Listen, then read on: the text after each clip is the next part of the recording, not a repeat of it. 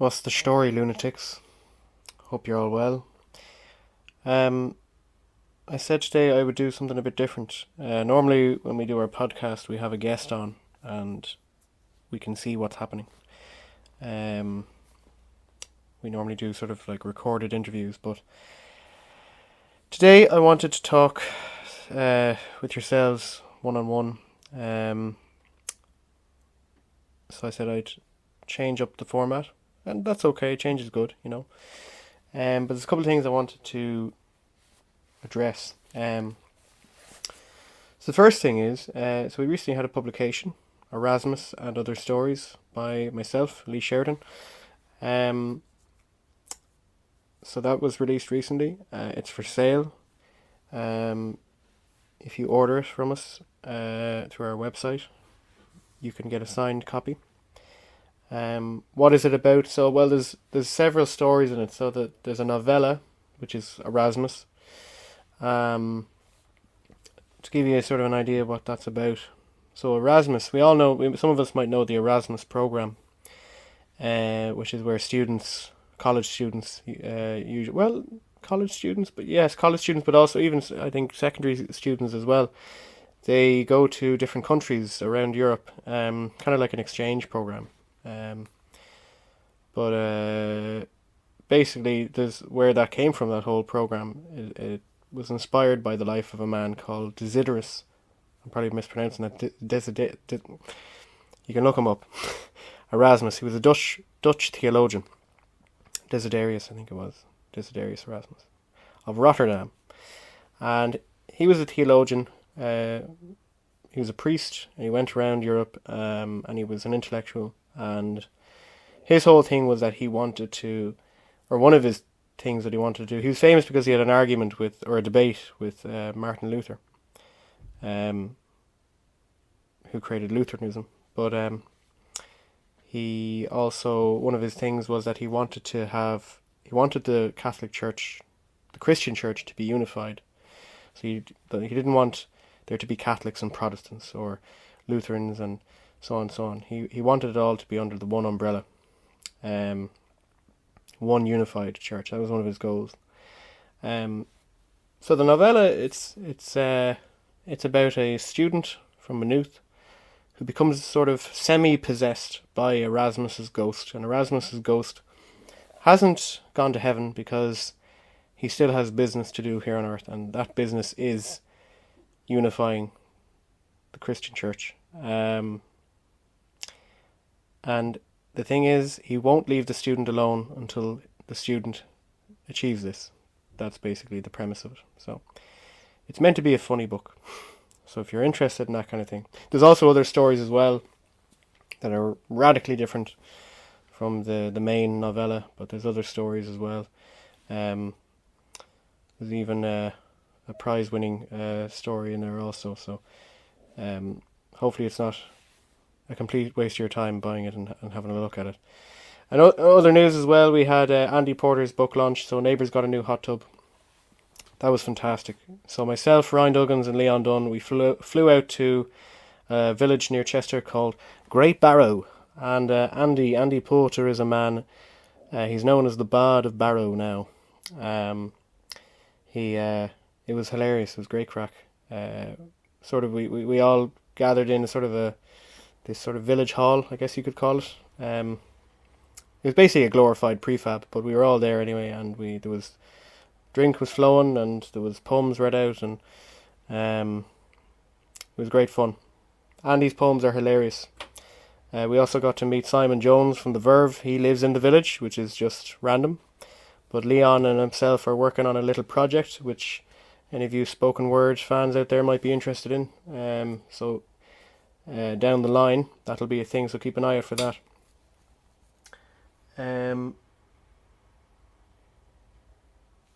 Also, I want to talk to you guys about Pat Ingoldsby. So Pat Ingoldsby has there's a project that's going on, a sort of a Kickstarter fundraising campaign. Before Pat died, he was very excited about a potential project. So it's being sort of controlled by the lady who is, I suppose, the keeper of Pat's poems. So he had about 1,000 poems unreleased poems that were just kind of sitting there. They've been compiled now, and they've been cut down to about 300 poems that have been put into this book. And this book is called Out of the Blue, Pink. Which is a nice funny title in keeping with the rest of Pat's books. But the thing is to bring this book into being. So we're hoping to print 2,000 copies of the book. The problem is, so we've raised about €8,000, give or take. But the thing is, with Kickstarter campaigns, there's only a certain amount of. We only had from day one. We've only had 28. So we've only had 28 days to do this. Now we only have 15 days left to raise the rest of the money. So if we don't get the €20,000, so people have pledged, tenner here, €30 there. Some people have given larger amounts, and that money it's sitting there, it's waiting to go. But if we don't hit our goal of €20,000 in 15 days, nothing happens. We go back to zero. Nobody will lose any money, but nothing will happen either. We won't be able to get the money to bring the project into being. So I'm part of the reason why I wanted to create this sort of podcast was to talk to you guys directly about that. If you could spare €10,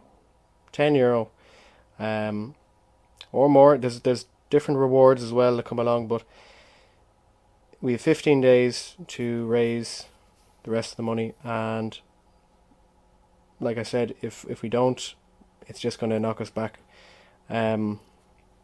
We hope that we won't have to go back to zero. We hope that we can push forward. But it really rests with you guys. It really rests with your help. Every little helps, as they say. So please, if €10, price of a sandwich now in Dublin, nearly the price of a pint of Guinness. But if you can, and spread the word, share the. I'll attach a link in the description of the video. Share it around. Tell your family, tell your friends, tell your dog. Because they all, if everyone were to share €10, that would all add up, And before long, we'd have our goal. And I think the plan would be then to try and release the book this side of Christmas. But it really does, every little does help. So please, if you can spare anything, I know times are tight. But we're near the end of the month, so we might be near payday. And you're not going to miss €10. Well, maybe you would. But anyway, I just thought I'd put that out there. So and if you have already donated, thank you very much. It's just exciting. It'd be great to see it come into being, So there's that. Another thing I want to talk about as well was, so I did a little poll on the old Instagram, and some people submitted some questions for me. So one of the questions was top three writers. It's a very difficult one for me, top three writers. Well, definitely number one for me would be Flann O'Brien, aka Miles Nagopaline, aka Brian O'Nolan. So his real name is Brian O'Nolan, but he went by different aliases. We actually did a writer profile on him. He's just hilarious. You just have to read. I remember I'd never, up until I think 2019, I had never even heard of him, and my uncle bought me a book. His first novel, At Swim Two Birds, which they say actually was the last book that Joyce ever read, and Joyce read it and loved it, and said, "No, that's a real comic genius there," or something to that effect. Anyway, but he was dead right. Definitely check out Flann O'Brien, and read all his books, and read all his. He worked for the Irish Times as well. He wrote newspaper articles for the Irish Times under the name Miles Nagopaline, which in Irish means Miles of the Little Ponies. So he'd be definitely number one for me, if not number two. I mentioned Joyce there a moment ago. Joyce, I'd have to put Joyce there, to be honest. Joyce was definitely a big influence on me. I'd say I remember when I first read him about.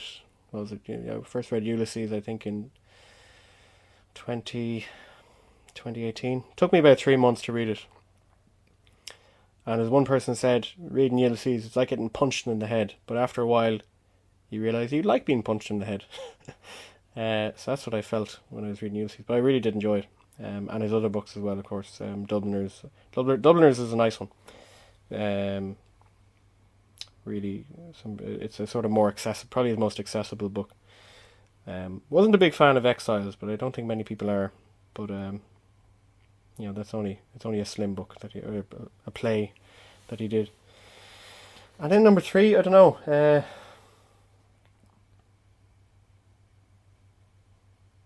I don't know. Number 3. I'm really enjoying Oisin Fagan at the moment. Oisin Fagan is a sort of a newish writer. I first discovered him a couple of years ago. He wrote a novel called Nobber, which made me laugh. Nobber is a town in North Meath, and it's just mental, you know. His latest book, Eden Shore, is out, and I'm about a third of the way through that. So that's him. But favourite?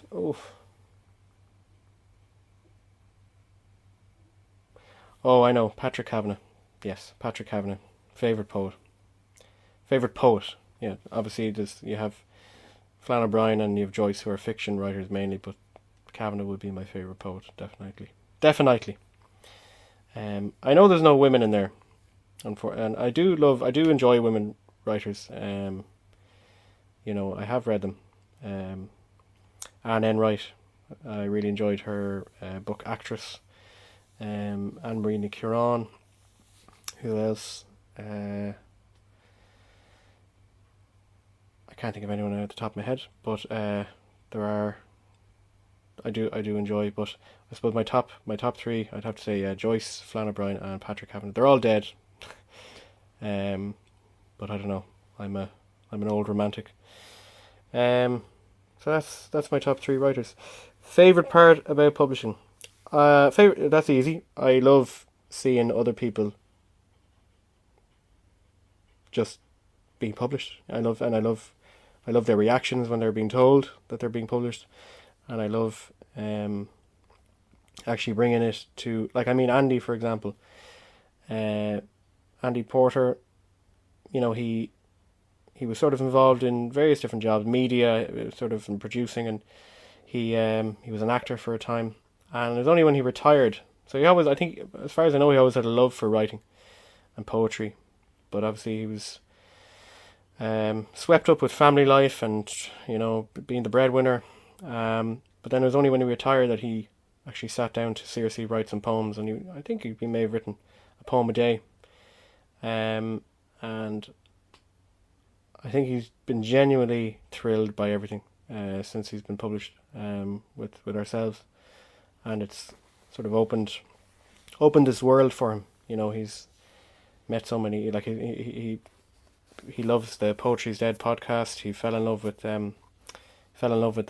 Ryan and Leon became his heroes, and there they were performing at his launch. So that was great to see. And that's what I love about publishing. And I remember his son. So his son is out, and I think he's out in South America at the moment. His son made a call during the launch. It was sort of a pre-recorded message, but that was surreal for me to listen to as sort of a publisher, and seeing that, wow, all of this happened because we published Andy's book, and if we hadn't published Andy's book, none of this would have happened. So it was kind of, not that I cried or anything, but but I got emotional, inside. I was thinking, wow, this is really cool. So that would be my favorite part. Just bringing things from ideas, and trying to make them happen, Writing schedule is another question. What kind of writing schedule do I have? I'm not one of these people that wakes up every day and, right, I'm going to write for 3 hours now, and then go for a run and, eat healthy and do all that stuff. I'm not that kind of person at all. I write when I can. If I write a poem a day, I'm happy. Some days I'm just too busy, I don't really get bothered. But some days, I remember when I was younger, I might have written, I could go on a good run, a good stretch, and I might write 2,500 words, and I'd be like, oh, that was great, you know. But that's an awful lot of words to write in one day. What I'm trying to do now, and I don't beat myself up too badly if I miss it, but I'm trying to write 600 words a day. And if I can write 600 words a day, and I might miss a day here and there, you know, that's not too bad. But 600 words is nice, because if you can stick to that, more or less, you're looking at a full novel or a full book in about 2 or 3 months. I know that Stephen King writes 6 pages a day. You know, I think that's ambitious as well, but 600 words is nice. That's about 2 pages, give or take. And it's doable, it's achievable, and you can kind of work that into your day. And the good thing is you're not pushing yourself too much either, because I remember one thing Ernest Hemingway said was, when you get on a roll with your writing, you know, when you're feeling good, like, oh, this is good, this is great, that's when you stop. And you stop for the very reason is that because you're excited about the writing. And that's why you have to stop, because if you sort of use up that excitement, say you keep going, right? You've written your 600 words, you're happy with your 600 words, and you keep going and you write another maybe 1,000 or, dare I say, 2,000 words. You've kind of then you're in danger of exhausting yourself. You're in danger of using up the well, drying out the well, and you don't want that. So at least if you write 600 words and you're excited about those words, and you stop and you say, right, I'm going to write another 600 words tomorrow. The excitement is there, the enthusiasm is there, but what's more is you're going to go to bed that night and you might have used up half of the well, but overnight the springs refill the well, and then you're able to go at it again. So I think Ernest Hemingway, that's the way he put it, and I thought it was great advice, and I've tried it, and you know what? I've actually found it very useful. That's just me though. That's what I do. So I might go most of a week without writing.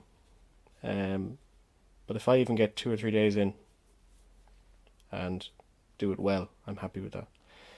But I do try to write a poem or something every day. Poems are nice because they're short, you know, they don't have to be too long.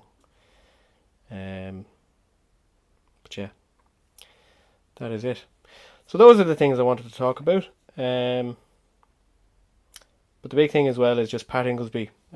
If you can, please donate some money to that cause. The reason I'm emphasising a lot, you might see on my Instagram and on my blog, is because it needs all the support it can get. You know, it only has 15 days to do this. If we don't get it done, what's going to happen? Well, there'll be basically all the money that has been pledged towards it. Not that it disappears, nothing happens basically. No one loses any money, but we don't. The cause that won't get any money either. So we'll be back to square one. I mean, is it the end of the world? No, but we'd have to change strategy or adjust our strategy, and try to source funds elsewhere.